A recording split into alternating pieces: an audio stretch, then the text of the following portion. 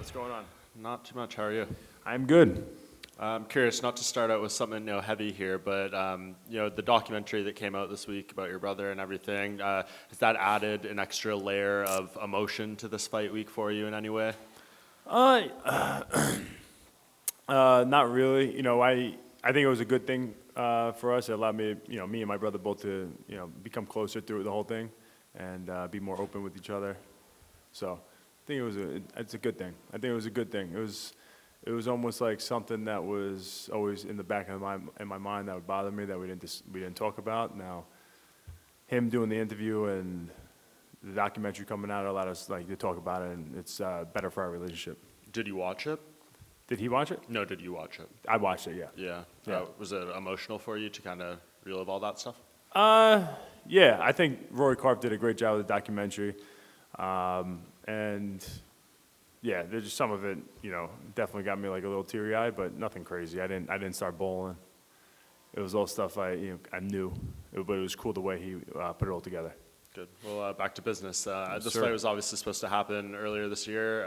Just how are you feeling, physically and everything after the delay, and how are you feeling coming into this fight week? I feel great. I haven't gotten out of shape since my last fight in August. I've just been in the gym, which really hasn't happened in a long time. Probably the last time it was like my Machida fight since I was in this type of shape. Just being in a new atmosphere, moving down to South Carolina and then being at new gyms and being around different people, different training partners, you put myself in uncomfortable situations, and that's how you grow. And for a long time, I was in very comfortable situations in my gym on Long Island, people I've been training with forever, pretty much me and my boy Volante, Sarah and Longo. And so it's been good to get some different looks. And, for this camp, we had Anthony Smith come out for a week. I had Wonder Boy. I have two up-and-coming fighters who come from a Division I wrestling background, who are my size, some veterans of the sport are my size. So just a lot of good bodies, my weight or bigger. So I haven't had that in a long time. If you look at the Sarah Longo squad, it's a lot of smaller guys. We got a great squad. But as far as training partners for me, it was mostly Volante. Yeah, rematches are always interesting. You've had them before in your career and everything, but for the guy who wins and it's so many years later and everything, just what do you kind of feel about running this back with Uriah at this stage? I'm excited about it. I think it's a cool story that we fought so long ago on a local show and still are at the top in the UFC, the top promotion in the world, and we get to have a rematch. So I think it's cool. I know he's super motivated about it, to have a second chance at me, being that I was the first person to ever beat him, and then, obviously to finish him. It's a scar that's probably on him. So his excitement excites the crap out of me because I'm not just going to lay down for him. I am very, very prepared. And I'm looking to just create a resurgence in my career here. Do you think, obviously, like you said, a long time ago, a lot's changed since then, but when you're in there, do you try to put him in some of the similar positions and kind of give him a reminder and things like that? I mean, of course, if you watch that last fight, I would love to just hit him with the right to the left hook, and drop him. I mean, it was a pretty flawless fight on my behalf. So if I could do that, that would be great. I think it's a similar fight as far as back then. It was, his greatest chance of beating me was on the feet, and my greatest chance, what most people thought, would be on the ground. But it just so happened that I knocked him out. I don't think in this world, in this lifetime, he's going to be taking me down and submitting me. So I think the same thing is at stake here, where there's danger on the feet, and I have to be prepared for that. But he has to be prepared for the same issue on the feet. And then as far as the ground, I think I'm just on a different level for sure. And you talk about the resurgence. I know you want to fight Izzy. You've said that you think you're a bad matchup for him. Seeing the fight with Jan, did that reinforce that in your mind, some of the things that happened in there? Yeah, seeing that fight, seeing how, a strong guy was able to out-grapple him and get the takedowns, it definitely reaffirmed the thoughts that I had on that fight. That being said, I got some work to do. I got Uriah Hall. I don't expect to be fighting Adesanya next. I do know I'm a bad matchup for him. I think it's a fight that when I'm able to prove it to everybody, people are going to want to see. And last thing from me, obviously you know Aljamain Sterling very well. I'm just curious to know your thoughts on just where he is right now, the feedback he's gotten from winning the title and the fallout of everything that's happened with him. Well, it's unfair the treatment he's got for sure. As far as he did nothing wrong in that fight. He was losing the fight. There's no question about it. He's going to be the first one to tell you. But he didn't stop marching forward. His will to win never wavered. And it's Jan's issue that he decided to knee him while he was down. That's something that he should be getting a lot of backlash for. But really, it turned on Aljamain. And as far as the way he's handling it now, I think he's just kind of rolling with the punches, and I think he felt the backlash, and as opposed to kind of like backing down from it and just getting super quiet, and I think he just kind of decided to go full force onto it. So now the belt's around his waist, and he's not afraid to tell you. And he does the whole Oscar thing, he's taken it really well, for the amount of hate he's getting. But it's definitely unfair. But now at this point, he's creating more hate for himself, almost on purpose. So. Chris, Uriah was in here earlier, and he said in the back of his mind, he always knew he'd probably rematch you at some point. Did you ever think you would rematch him now once he got into the UFC? I think it was probably on the back of my mind, too. I always felt like we were going to fight. I knew he was a very talented guy. And I'm happy that he has had a career that he's, we're still doing this 11 years later, and we're both from New York. It's pretty cool. Yeah, so I think it was always kind of in the back of my mind at some point it would happen. Obviously I always envisioned, I was undefeated world champion and defended my belt. I expected to just keep defending it and then retire. I didn't expect to have all these, losses and then, coming back and forth. And but it's pretty cool how we both of our careers didn't end up exactly the way we expected. They very rarely do, other than Khabib. But yeah, I'm excited to get in that cage with him. What have you made of his recent string of success? He himself has said he's finally kind of putting it all together mentally. He's got a good home gym now. So Yeah. What have you made of his recent success? Happy for him. It's good for him. Got a good win over Anderson Silva's last fight. And I like to see him with confidence. So I don't want to fight a guy who's just in his own head and he's going to just freeze out there and just hand it over. I want to create that. I want to be the reason why he breaks, not because he breaks himself. And then looking back on that first fight, what do you remember about the build-up to that fight? Because Uriah was he was in here kind of making jokes about how Long Island's not really part of New York and upstate's not part. Like he was like he's like Queens, Brooklyn, Bronx. Like those are that's New York. So well, Queens and Brooklyn are on Long Island, aren't they? Yeah, Queens and Brooklyn are on Long Island. But that being said, yeah, come on, Long Island's not New York. Come on, I'm gonna smack him. Now he's gonna get beat up. Wait, so you're in my head with that. What? What's the question? He was just joking about the build-up to the last. He was talking about the build-up to the last fight. Oh, okay, the yeah. In the there was definitely like a rivalry going on. It was my first real like bad blood in a fight. I was 2-0 going to that fight. He was I think 3-0 or 4-0 or something, and he was the champion. We both had dominated everybody that we had fought before that. And he had a huge team. Being in Tiger Showman's in New York, in the tri-state area, they have like 40, 50 gyms or something like that. And so everybody goes to Tiger Showman's. Like if you do karate as a kid, you're going to Tiger Showman's. And you grow up and you want to do MMA, you're going to be going, you're coming out of Tiger Showman's. And the Cerro Longo team, since we had such great fighters, we won really two gyms, Cerro's gym and Longo's gym. We had great fighters. We started really competing with them, and we were winning a lot. And there kind of was a rivalry that was building. And then you had the top prospect in me and the top prospect in Uriah Hall.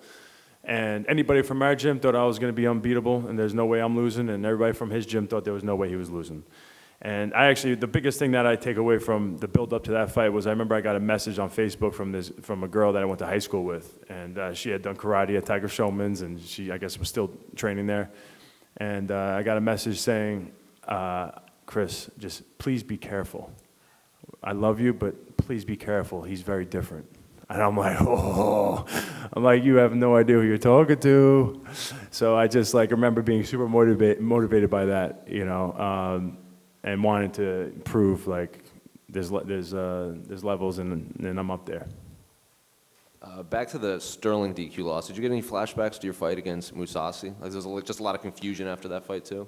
Oh, that sucked. I didn't really have any flashbacks to that. It just the kneeing when someone's down thing is just it's so different everywhere. You know, a lot of times I don't even know what it's going to be for the show. I'm not even sure. I got to ask. But sometimes, like so, when I fought Mousasi, it was the first time that you had to have not just both hands down, but your palms down as well. And so that's hard to like decipher what's going on in that fight in that moment. You know, when you're you're tired and the pressure's on, it's hard to figure out, you know, what's up and what's down. And now recently, it's like even just if one hand, you know, is down, one finger is down, you're considered down. So as crazy as it sounds to most people, in the heat of the moment, it really is sometimes a confusing situation. That's why you really want to kind of fall to being more conservative there. You don't want to just knee, you know. And the Aljamain thing was very blatant. You know, Mousasi, when he kneed me, he picked I had my palms actually flat down on the mat, and when he kneed me, he actually pulled me up a little bit. So my palms my fingers were all down, but my palms were down. So the ref thought it was illegal. He told me it was illegal, take my time, and I thought it was illegal too. And then come to find out, they look at the replay and say it's not. It was actually a legal shot in that state at that time. So I would like to have more unified rules. I think it's either just allowed kneeing completely down opponents or maybe just the fingers. I just think it's sometimes hard to decipher with all the different rule sets we have. And finally, who do you like in the main event between Usman and Masvidal? I can't make a prediction. I'm seeing these guys as I walk through these hallways. Well, you think don't have to give a prediction like just No, I'm not telling you. I got nothing. Good fight. Chris, back here. What's up, man? How are you? Doing? Been a long time. I know, man. I remember seeing you in Vegas all the time. I still make moves. Look at you. You're making big moves. I love it. So at this stage of your career, how big of a deal would it be to get a shot and get back to Adesanya and get back on that big stage with all you've been through? Yeah, it would mean so much. I think it would be a great story for me, and it would end my career on a great note. I think I have all the potential in the world. I just have to do the right things. And for a long time, I got away from working the way I should be working. I wasn't in the gym all the time. I was cutting a lot of corners as opposed to as far as instead of doing as much work as possible, I was always looking to do as little work as possible. And it was working for me for a couple of the fights that I was winning. So it kind of gave positive reinforcement to some bad habits. I think even with the move, getting out of my environment that I was so accustomed to and comfortable with, and like the habits I had, even just moving, I think allowed me to kind of get back to falling in love with the sport again. Just being in the gym to learn, and I haven't left the gym. I've been in the gym nonstop, and that hasn't happened since probably, like I said, like before my Machida fight was the last time I was doing that. And even for my Vitor fight, that's when I started really kind of slacking off with my training. So how much would you say you have left in the tank? Because a lot of these youngsters look at you as the old guard, like with Anderson and Machida and them, when you're like right in the middle. Yeah, I mean, I look good, and I look good, I move good, and you see me in the gym, I look good. I'm going to look good on Saturday night, and I think my work will speak for itself. I'm not trying to retire you, but looking back on your career, do you think you have done enough to be a UFC Hall of Famer with all you've done so far up to this point in your career? Yes, absolutely. I mean, I won the belt, and I defended it 3 times for some of the greatest of all times. The only person that defended the belt in the middleweight division longer than me is Anderson Silva, who I beat twice. So I don't think there's a question. Not that I'm banking on it or I'm obsessing over it. That doesn't make or break me. I'm just being honest about the answer, about that question.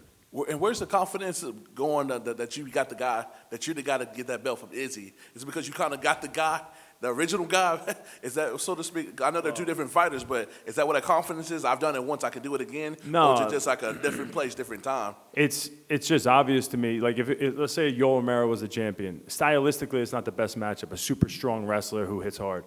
You know, for me, that's probably like not the best matchup. But I've always done good against strikers, long strikers, guys who are very dynamic on the feet. But usually, if you grab them, they're a little weaker but they have great endurance. Like, those are the type of guys that I grab because I have great endurance too.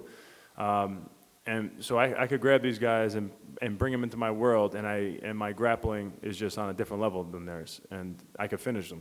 And so Adesanya, I've seen even before the Blachowicz fight, I've seen that he's a guy that I just match up really well against, and I know I could get to him.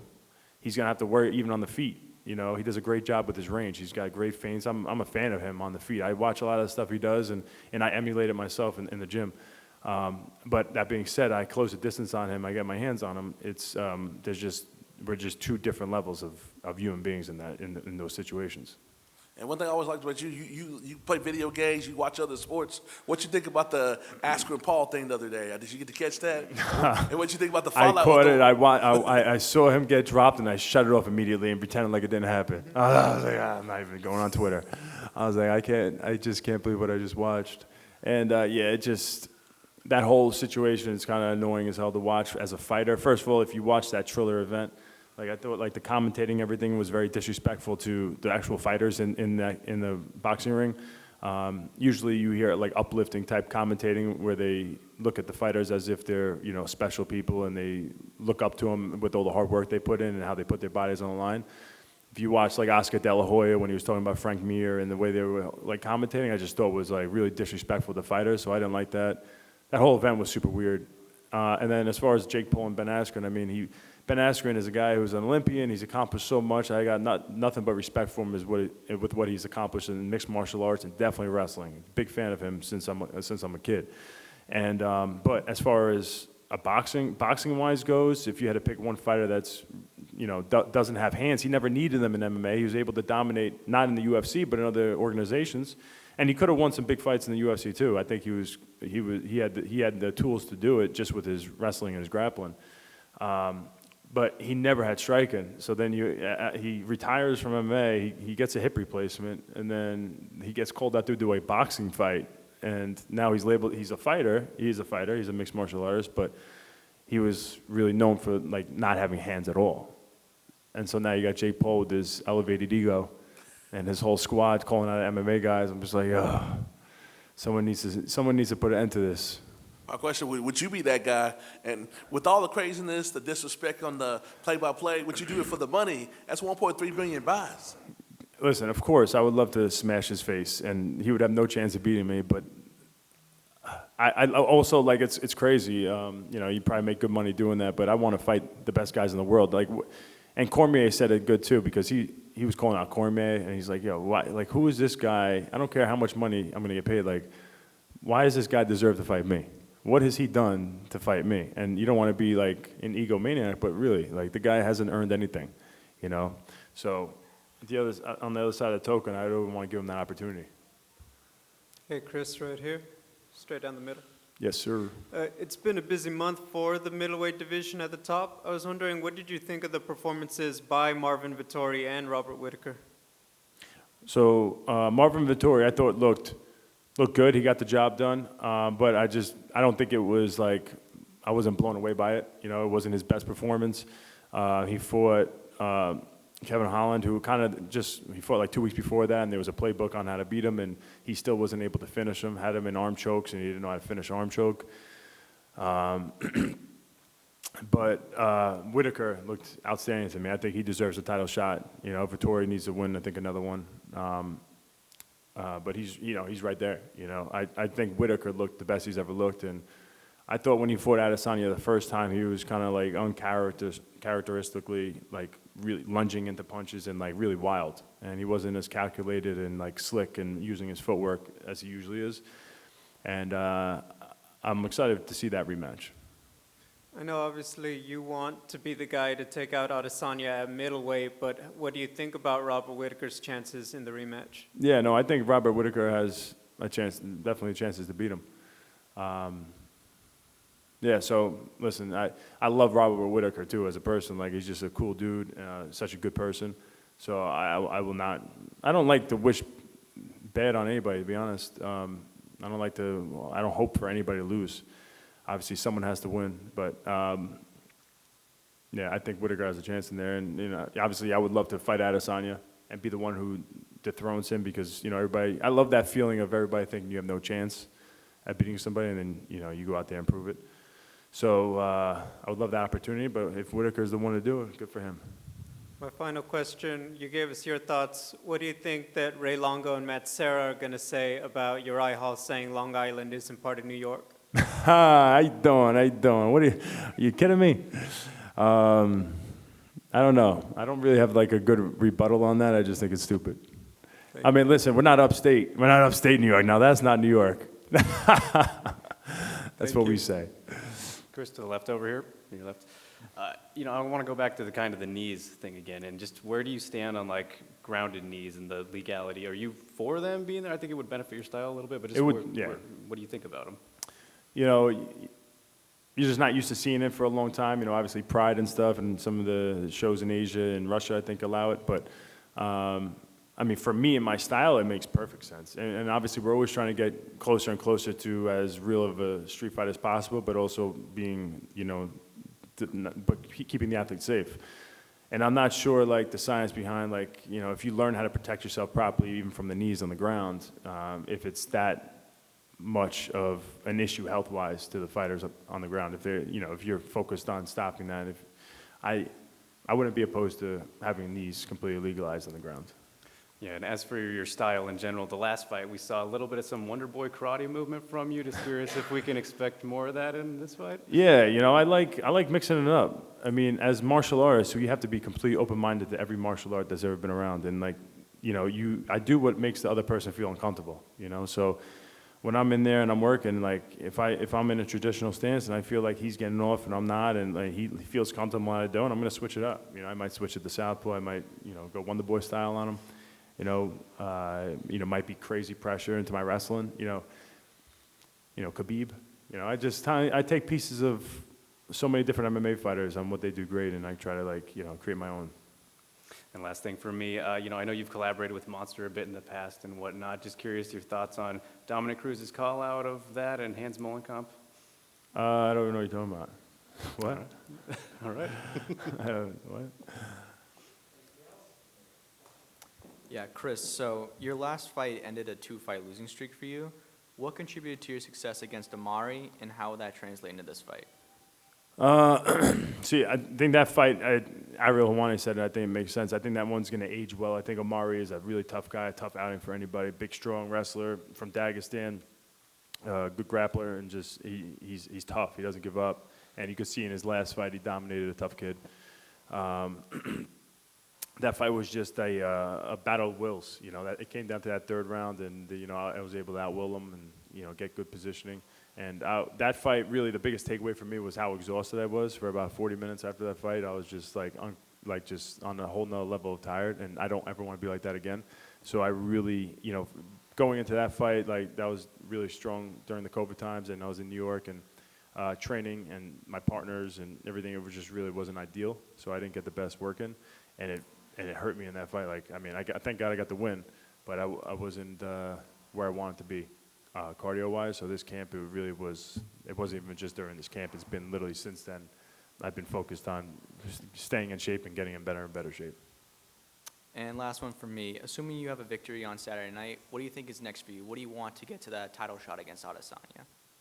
I want to go out there and let the fans choose, and decide when they want me to fight, and I got to do that by making some big statements. And I don't expect it to be right after this Uriah Hall fight. I expect to fight another big name after that. And if it takes another one after that, it takes another one. But I think probably 2 fights in spectacular fashion, I really get to show my potential. I think people are going to be wanting to see me fight for the title. Thanks, Chris. Thank you.